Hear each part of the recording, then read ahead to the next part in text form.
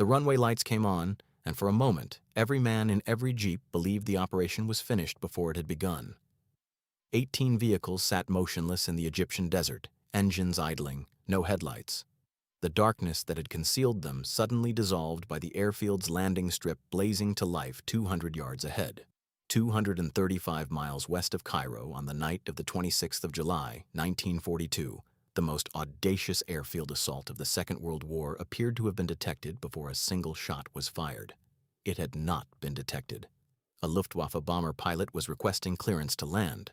His routine communication had switched on every light on the airfield, and those lights, now burning across the full length of the runway, had illuminated every parked aircraft on the field for the men who had come to destroy them.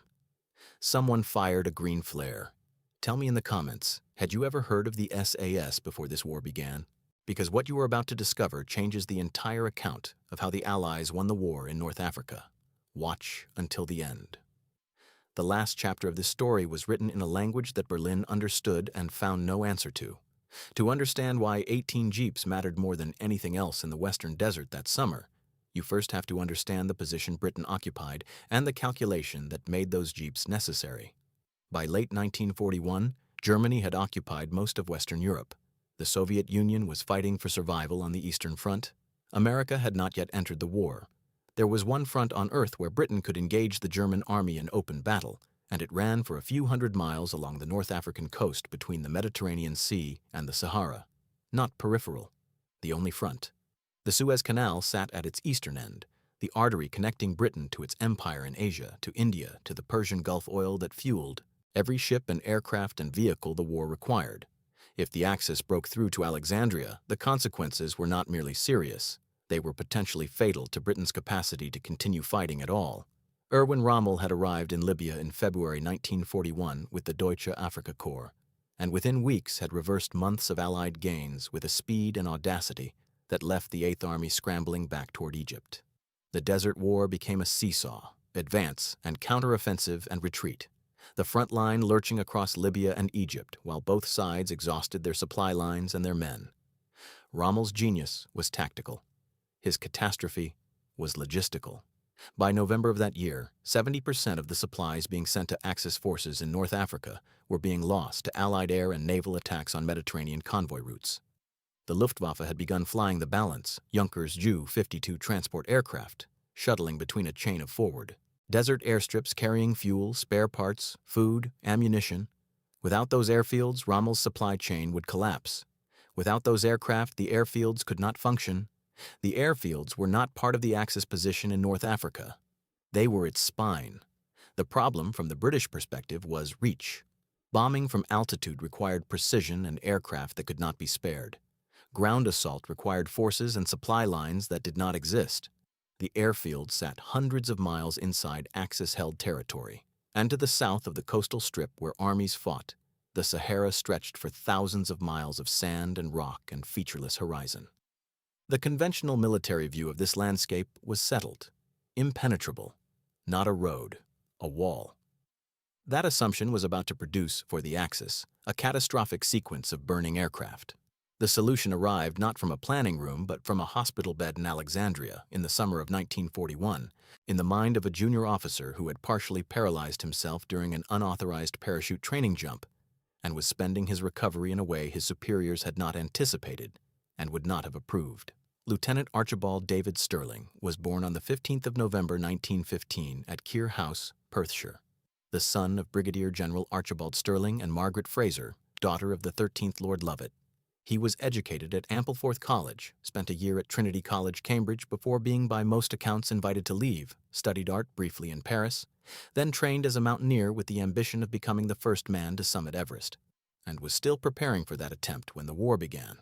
He joined the Scots Guards, transferred to No. 8 Commando, and arrived in the Middle East at 25, 6 feet 4 inches tall, ungainly, socially confident in the manner of those raised in privilege and comprehensively unsuited to conventional military discipline in any of its standard forms. The National Army Museum would later describe him as a young man who exhibited a spirit of adventure and a rebellious waywardness. This is a careful formulation for a man who had gambled and drunk and been unable to finish his studies before the war gave him something he was actually built for. The unauthorized jump near Mersa Matruh had partially paralyzed him. The 2 months in the Alexandria Scottish Hospital that followed were, for the British Army's strategic position in North Africa, arguably the most productive hospital stay of the war. Stirling's reasoning was not complicated. The Axis maintained dozens of airfields, and each airfield held dozens of aircraft, and each aircraft required skilled ground crew, fuel, armaments, and maintenance. Small teams of highly trained men reaching those airfields silently at night and placing incendiary devices on the aircraft themselves could achieve what entire air forces could not achieve from altitude. Without the warning that a bombing raid provided, without civilian casualties, without the enormous logistical demands of conventional operations, the desert to the south, which everyone assumed was impassable, was not a wall. It was a road. An empty, brutal road, but navigable by men who knew what they were doing. Still on crutches, still partially mobile, Stirling went to General Headquarters Cairo and talked his way past the sentries at the gate. He reached General Neil Ritchie, the deputy commander of the Middle East, and made his case. Ritchie took it to General Claude Auchinleck. Auchinleck approved in July 1941 what Stirling proposed, under the deliberately misleading designation L Detachment, Special Air Service Brigade. The L Detachment and the Special Air Service Brigade were both deceptions. There was no SAS Brigade. The Phantom Formation was designed to convince Axis intelligence that a full airborne formation was already operating in the Middle East. The unit Auchinleck had actually authorized consisted of 5 officers and 60 other ranks. Their first act was theft. The 3-tent camp at Kabrit on the Suez Canal 100 miles south of Cairo had almost no equipment. Stirling's men drove to a nearby New Zealand division camp and borrowed without asking and without returning tents, bedding, tables, chairs, and a piano. The unit that would eventually destroy hundreds of Axis aircraft on the ground began its existence by hijacking a piano. This is not an irrelevant detail. It tells you precisely what kind of institution it was going to be. What Stirling had produced was a structure and a set of permissions. What it needed to function were 2 men he could not have built it without. The first was already under arrest when Stirling found him. Robert Blair Mayne had been born on the 11th of January 1915 at Mount Pleasant, Newtownards, County Down, Northern Ireland, the 5th of 7. Children of a prosperous Presbyterian family of Scottish extraction, he attended Regent House Grammar School, where his rugby talent became evident early. He read law at Queen's University Belfast and qualified as a solicitor. As an undergraduate, he became Irish University's heavyweight boxing champion in 1936. He won 6 international rugby caps for Ireland between 1937 and 1938, toured South Africa with the British Lions in 1938, and left an impression in the tests there that the players he faced did not quickly forget. He was 26 when Stirling found him, 6 feet 3 inches tall, 240 pounds, waiting to face a court-martial for striking his commanding officer. The precise circumstances of the assault are disputed. Accounts differ on who was struck and why. But what is not disputed is that his combat record in Syria during the Battle of the Litani River had been exceptional enough to earn a mention in dispatches, and that Stirling recognized in him something that transcended any disciplinary file. His release was obtained. He joined L Detachment. Lieutenant George Jellicoe, who would become one of the finest Special Forces officers of the war, later described Mayne as brave as 10 lions and a tactical genius. The men who served under him described feeling immune to danger in his presence. These assessments require context. Mayne was also, when drinking, capable of pinning a smaller officer to the ground in the early hours of the morning and forcibly shaving half his beard without soap or water, and he treated some of his fellow officers as something to be endured rather than enjoyed. He was complex in the way that men who live most completely in combat are often complex, extraordinary in the conditions that mattered and not easily managed in the ones that did not. He said of himself once, "People think I'm a big mad Irishman, but I'm not. I calculate the risks for and against and then have a go. The calculation is what mattered in the desert." The second man Stirling needed was a different kind of officer entirely. Lieutenant John Steele Lewis had been born on the 21st of December 1913, probably in Calcutta, his father a British chartered accountant, the family subsequently moving to Australia, where he grew up at Bowral, New South Wales. He attended the King's School, Parramatta, sailed to England in 1933 to read philosophy, politics, and economics at Christ Church, Oxford, and was elected president of the Oxford University Boat Club in 1936-37, the year Oxford ended Cambridge's sequence of 13 consecutive victories on the river. He was known as Jock, the nickname earned through his rowing, and he had the disciplined intelligence of a man who accomplished things others considered impractical by systematically eliminating every reason they might be impractical. While Stirling worked the political machinery of GHQ Cairo, Lewes built the institution at Cabrit. The training program he designed had no ceiling because the desert would offer none. Physical endurance to a standard that kept moving upward. Parachute qualification conducted partly by leaping from the backs of speeding lorries because proper aircraft were unavailable and the technique needed learning regardless. A training accident killed 2 men. Lewes and Stirling were the first to jump the following morning, once the faulty equipment had been replaced. Navigation, demolitions, desert survival, signals, close combat, field medicine. He established the selection ethos that the SAS carries to this day. Not rank, not background, but the capacity to function independently under conditions that had eliminated the possibility of supervision. He also solved the weapons problem.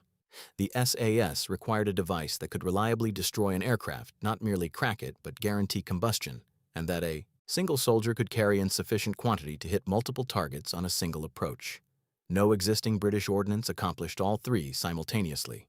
Without any formal chemistry training, Lewes sat in a tent in the Libyan desert and began experimenting. The result was the Lewes bomb, approximately 1 pound of plastic explosive combined with diesel fuel and thermite, producing both a blast wave and an incendiary effect at the same moment.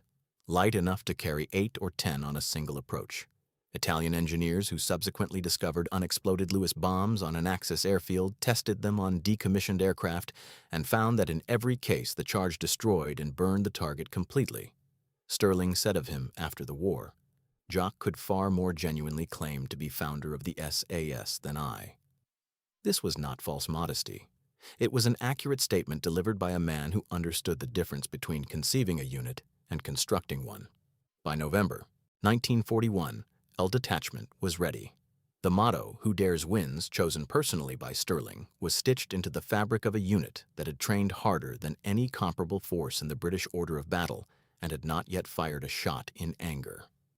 Operation Squatter was L Detachment's first combat mission. On the night of the 16th of November 1941, 5 Bristol-Bombay aircraft of No. 216 Squadron carried 65 men toward 5 forward Axis airfields near Gazala and Tamimi in Libya.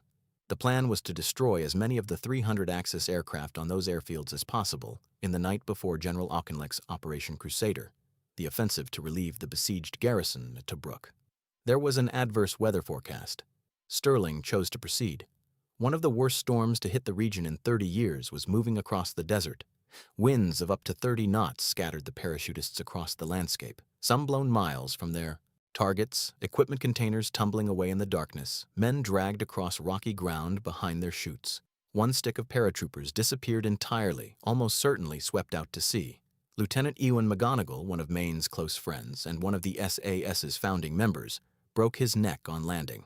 He died in the desert.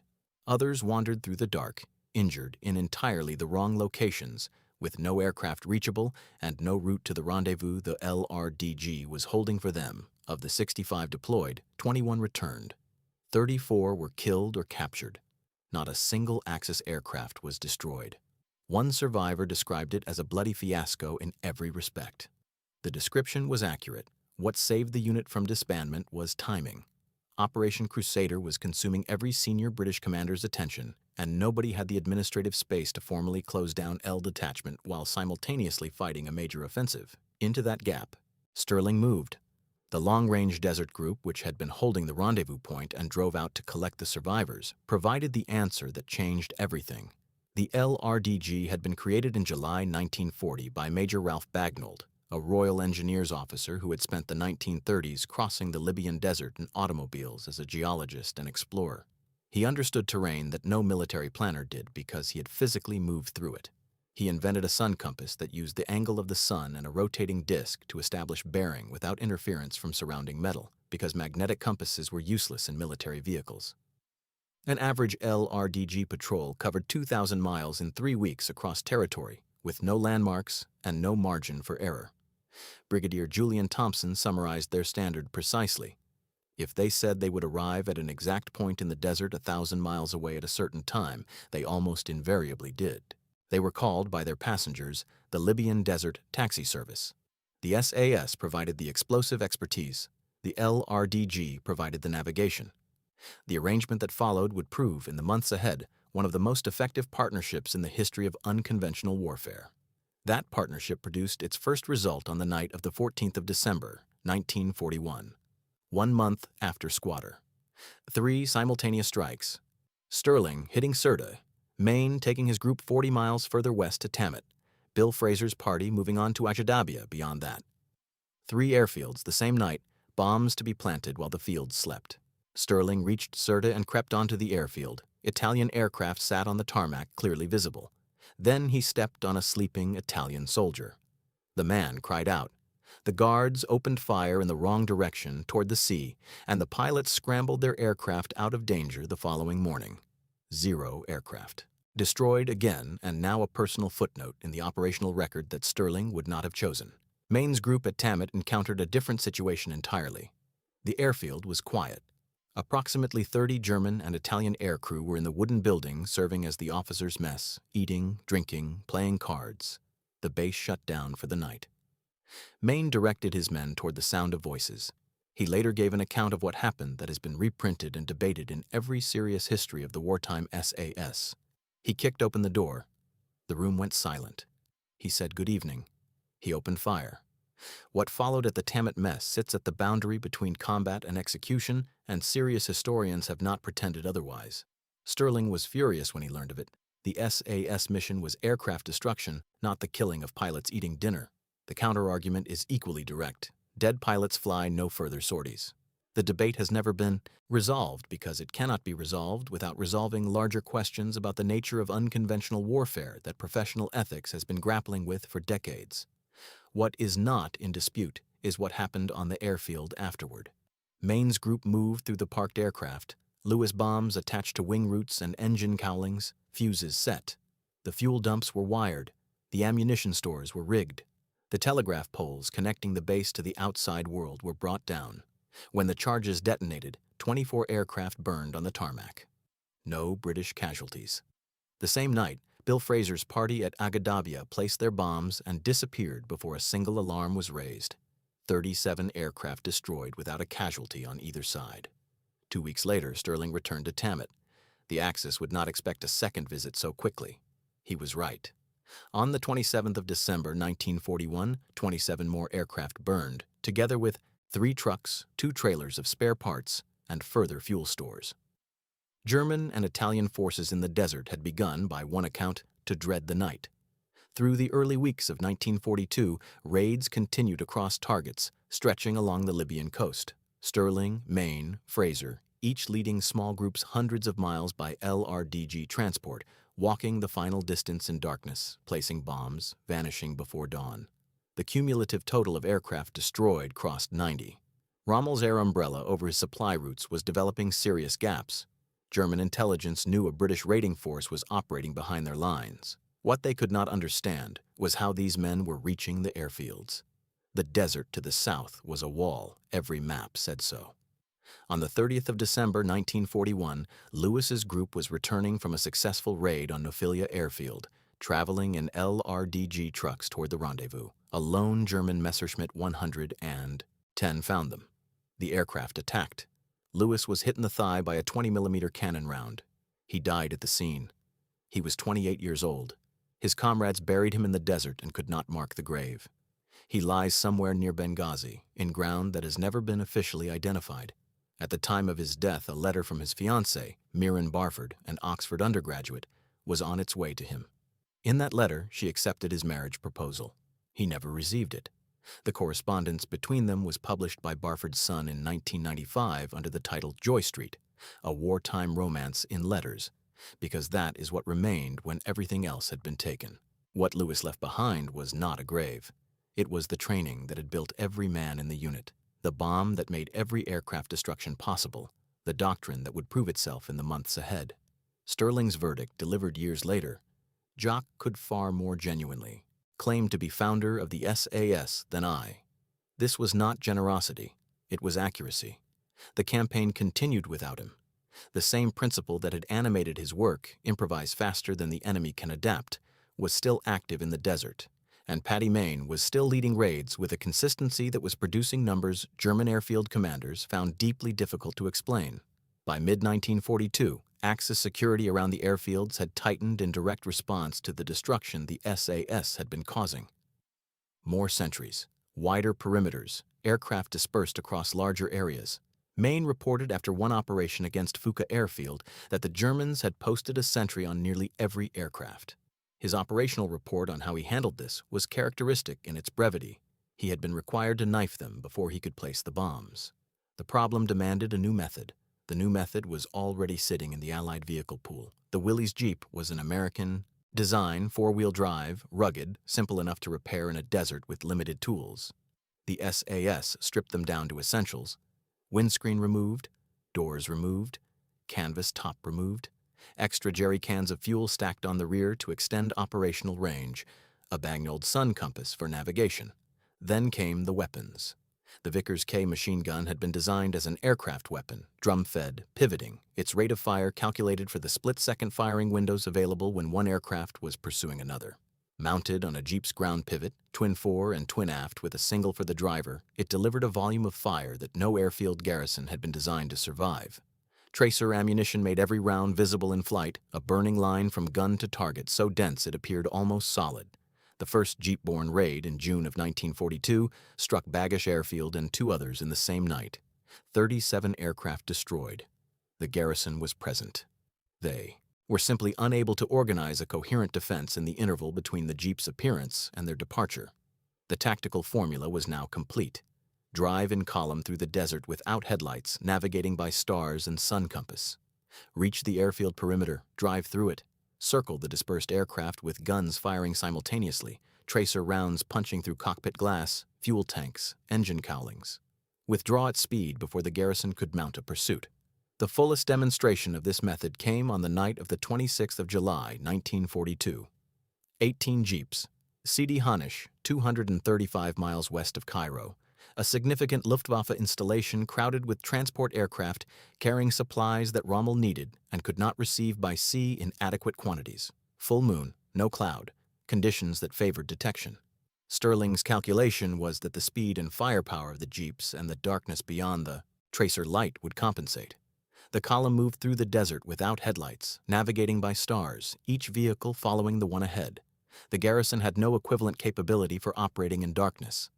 Then the runway lights came on. Stirling fired a green flare. The V formation accelerated onto the airfield.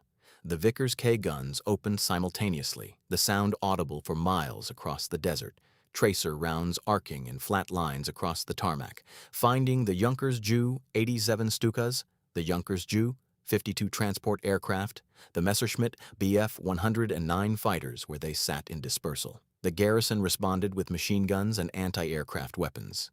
One Jeep was disabled. Lance Bombardier John Robson, 21 years old, was shot and killed at his gun, the only Allied casualty of the assault itself. The remaining Jeeps swept the field in passes, aircraft igniting in sequence as tracer found fuel tanks and bombs detonated in cockpits the foot teams had reached. At the last aircraft, Mayne stepped out of his vehicle, climbed onto the wing of a parked bomber, placed a bomb in the engine, and was back in the Jeep and moving before the fuse ran out. 15 minutes after Stirling fired the green flare, the last Jeep cleared the perimeter. Between 37 and 40 Luftwaffe aircraft were burning behind them. Several were Ju-52 transports, the type that had been carrying the supplies Rommel could not replace by sea. The withdrawal produced one further casualty. André Zirnheld, a free French paratrooper who had written poetry before the war, was fatally wounded when Stuka dive bombers found his group in daylight during the return. The Stukas exhausted their ammunition. The survivors reached the rendezvous. If you have stayed with this story until now, stay a little further, because what comes next reveals how seriously the other side had been taking what happened on those airfields. By this point, the number of Axis aircraft destroyed had crossed 250. Someone in Berlin had been counting, and what they had counted had produced a response at a level of command that told you precisely how much damage fewer than 600 men had been doing. On the 18th of October, 1942, Adolf Hitler issued the Kommandobefehl, 12 copies marked top secret. Its language was unambiguous. British sabotage troops were to be killed without mercy wherever encountered. Captured commandos, even those in proper military uniform, even those attempting to surrender, were to be shot immediately. No trial, no quarter, This order was illegal under the laws of war as recognized in 1942. Every officer who received it knew this. Several chose not to relay it to their subordinates. Rommel, whose air assets had been burning on desert airstrips since December 1941, was among those who did not pass the order to his men. The commando order was later declared a war crime at the Nuremberg tribunals, and German officers who had carried it out were convicted accordingly. Set beside the question of its illegality, what the order reveals is simpler. No unit of comparable size had prompted Adolf Hitler to issue a personal kill order and to authorize the creation of a 500-strong paratrooper formation specifically trained to hunt and destroy it. The dedicated counterforce was formed, deployed, and failed to catch its target. What finally caught David Stirling was a different kind of error. In January of 1943, as the campaign moved into its Tunisian final phase, Stirling led a column into territory where Brigadier George Davey had warned him the risk of interception was qualitatively different from the open Libyan desert. Stirling proceeded. The column was surrounded. He escaped from his initial captors. Moving through the Tunisian countryside, he made contact with Arab inhabitants and offered a reward for passage back to British lines. The bid was too small. The Arabs sold him back to the Germans for 11 pounds of tea. Rommel recorded the episode in his diary with an assessment of what Britain had lost that functions as the most authoritative single judgment of what the SAS had accomplished. The British had lost, Rommel wrote, the very able and adaptable commander of the Desert Group, which had caused the Axis more damage than any other British unit of equal strength. Rommel was not in the habit of eulogizing his enemies. When he did so, it was evidence. The Italians subsequently recaptured Stirling from the Germans following one of his escape attempts and took considerable satisfaction in the embarrassment this caused their allies. 4 further escape attempts followed. He was sent to Colditz Castle and remained there until the end of the war. The fear among surviving SAS officers was that the unit had been too personally identified with its founder to survive his removal. It was a reasonable fear, and it was wrong. Paddy Mayne was given command of the Special Raiding Squadron, the reformed 1st SAS, and the institution that Stirling had persuaded into existence, that Lewes had constructed from scratch, and that Mayne had made lethal on airfield after airfield from Tamat to Sidi Hanesh, continued. In Sicily, on the 10th of July, 1943, Mayne led the Special Raiding Squadron in an amphibious assault on the cliff-top gun emplacement at Capo Muro di Porco, one of the operations clearing the way for the Allied landing. By nightfall, the SRS had destroyed 2 coastal batteries, taken 450 prisoners, and neutralized between 200 and 300 enemy combatants. The unit fought on through Italy, then France, then Belgium and Germany, Mayne leading from the front with a consistency that produced 4 distinguished service orders by the war's end, each one representing a campaign that most officers would have considered the achievement of a career. In France from August 1944, working with the French Maquis behind German lines, his citation noted utter disregard for danger. In Germany, on the 2nd of May 1945 near Oldenburg, his column hit an ambush. 3 men lay wounded and pinned down under direct fire. Mayne drove his own vehicle forward alone, without waiting for support, directly into the German position. He suppressed the weapons that had stopped the column, reached the wounded men, loaded them under continued fire, and drove back out. The Victoria Cross recommendation that followed was endorsed by Field Marshal Bernard Montgomery and supported at every level of command up to brigade. Above brigade level, it was changed. A 4th Distinguished Service Order replaced the VC for reasons that have never been officially explained. King George VI stated publicly at a subsequent ceremony that the decoration had so strangely eluded Mayne. In June 2005, more than 100 members of Parliament signed a motion calling for posthumous review. As of this script, the review has not produced the award. Now step back from the individual raids and the individual men and address the question the title was built to answer. By the end of the North African campaign, what had the SAS actually accomplished? The honest accounting requires holding several figures simultaneously because they disagree, and that disagreement is part of the historical record. Stirling's own count credited the SAS with destroying more than 250 aircraft in the 15 months before his capture. A Rand Corporation independent analysis examining British Special Forces operations in the Mediterranean theater found that the SAS and its associated units combined accounted for 367 confirmed aircraft. Popular British accounts, supported by historians, including Damian Lewis, drawing on Imperial War Museum archive material, claim 400 and above. Axis records for individual raids are consistently lower than British claims, as they were on both sides throughout the war. The honest range is 250 confirmed to 400 claimed. Whatever the precise number, one comparison places it in context. More Axis aircraft were destroyed on the ground by these men than the entire Desert Air Force shot down in the air during the same period. The strategic relationship between the SAS's campaign and the Second Battle of El Alamein runs through the supply chain. Rommel's forces required approximately 100,000 tons of supplies per month and received on average 60,000. The gap was fed by Mediterranean interdiction and by the destruction of the Junkers Ju-52 transport aircraft that had been carrying what the sea convoys could not. Destroyed at Sidi Hanesh in July and at raids throughout that summer, by a cumulative erosion of the Luftwaffe's forward logistics capability that maps directly onto the supply crisis Rommel faced when Montgomery attacked on the 23rd of October, 1942. El Alamein was the turning point of the North African campaign, the first clear-cut and irreversible Allied land victory of the war. The SAS's contribution to the conditions that made it possible belongs in its history, not in a footnote. The official British accounts of the Second World War have not generally placed it there. The Eighth Army's advance, Montgomery's generalship, the great material confrontation at El Alamein, these received the institutional recognition.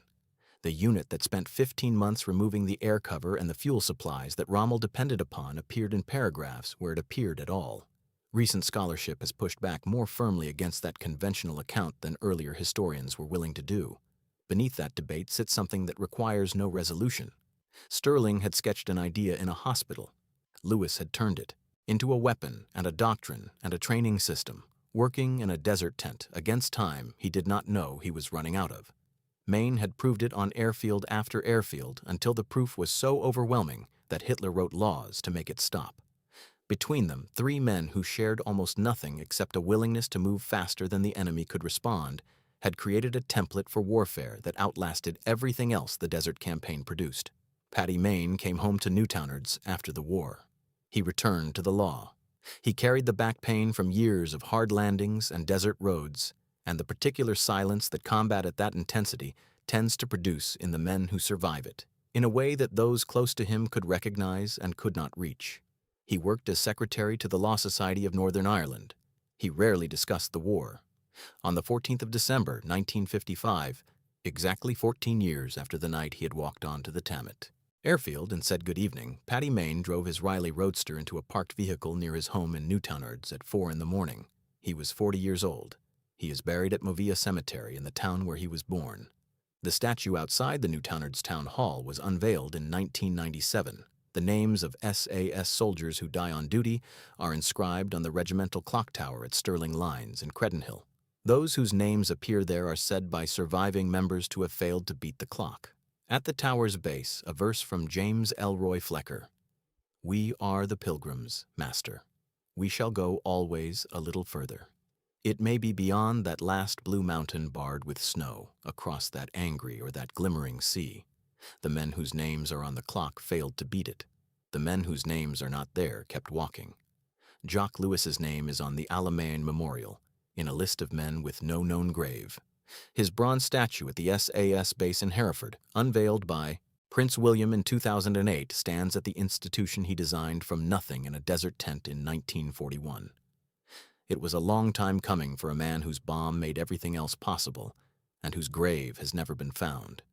Every special forces operation in the world today, every small team raid against a target that conventional forces cannot reach, every operation built on surprise and speed and disproportionate effect, carries the architecture these three men built in the North African desert between 1941 and 1943.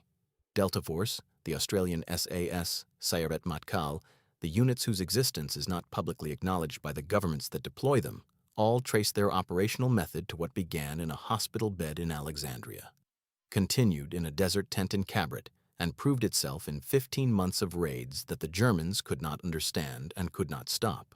What Stirling sketched was not a tactic, it was a doctrine, and doctrines do not burn when the aircraft do. There is a grave near Benghazi that has never been found. There is a statue in Newtownards that faces the hills above the town. There is a clock tower at Stirling Lines where the pilgrims keep going. And in the quiet of the North African desert, in the sand that has long since covered every airfield and every scorch mark and every piece of wreckage, The evidence of what was accomplished there needs no monument. It is alive in every Special Forces unit on Earth, now you know.